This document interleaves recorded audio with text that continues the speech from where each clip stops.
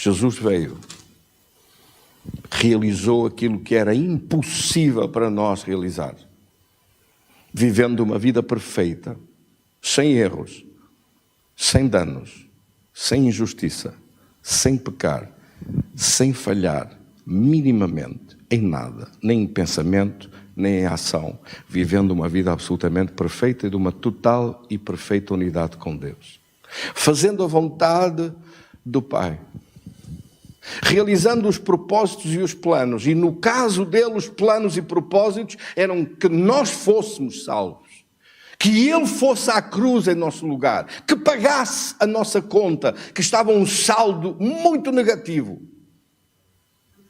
Para quê? Para nos livrar, pagar o resgate para que fôssemos livres, pagar o resgate para que fôssemos salvos. Pagou o resgate. Às vezes há filmes e ocorrências de criminosos que raptam pessoas e depois para os livrar é preciso para a família rica pagar um resgate ou um governo pagar o resgate. Toda a humanidade estava aprisionada de Satanás, era preciso pagar um resgate e esse resgate existia por causa das nossas desobediências. Não só pela maldade do reino das trevas, mas também pela desobediência humana.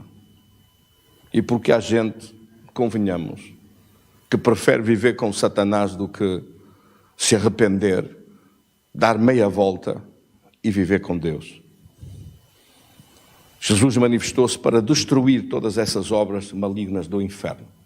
Em Colossenses 2,15 diz que ele, despojando os principados e potestades, deles triunfou em si mesmo na cruz. Apresentou-os diante dos céus em derrota completa. Despojou o poder de Satanás, que tinha o direito, o poder que o diabo tinha sobre nós. Jesus retirou-lhe esse poder. Ele veio aqui para isso e veio aqui para demonstrar isso.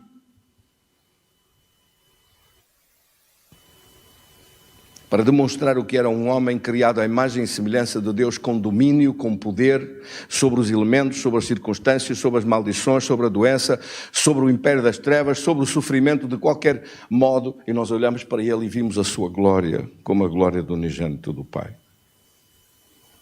Mas Jesus não veio somente fazer isso. Ele veio aqui para restituir, diga comigo, restituir. Ele veio restituir esse poder que nós tínhamos perdido, veio dá-lo de volta. E o domínio que nós tínhamos perdido veio dar-nos outra vez. Ide, assim como o Pai me enviou, eu envio-vos a vós. Soprou sobre eles e diz: recebei o Espírito Santo. Aqueles a quem perdoardes os pecados serão perdoados. Aqueles a quem anunciardes a salvação, a vida eterna, serão perdoados, serão reconciliados com Deus. Mas que grande responsabilidade que Deus nos deu de salvar aqueles que estão perdidos, de lhes anunciar que os seus pecados já foram perdoados, que na cruz Jesus morreu por eles, por todos, para os salvar e os reconciliar com Deus.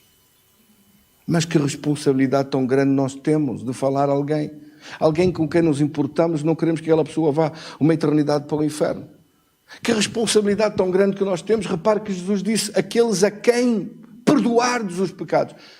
Ele não está a falar isto do ponto de vista pessoal, de uma ofensa feita de uma pessoa à outra. Ele está a falar isto do ponto de vista de anunciar o Evangelho. A partir de agora, todo aquele que ouvir a minha palavra, todo aquele que ouvir o sacrifício que eu fiz na cruz, vencendo a morte, vencendo toda a transgressão, os seus pecados podem ser perdoados. Ide,